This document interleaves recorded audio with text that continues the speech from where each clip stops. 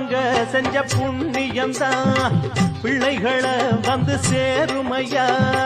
உத்தமரு ரொம்ப ஒசந்தவரு என்ன பெத்தவரு இந்த பெரியவரு. அவரை போல இங்காரும் இல்ல அலசிப்பாரு நீ உலகத்துல. அண்ணனுன்னா அண்ணனையா அன்பு உள்ள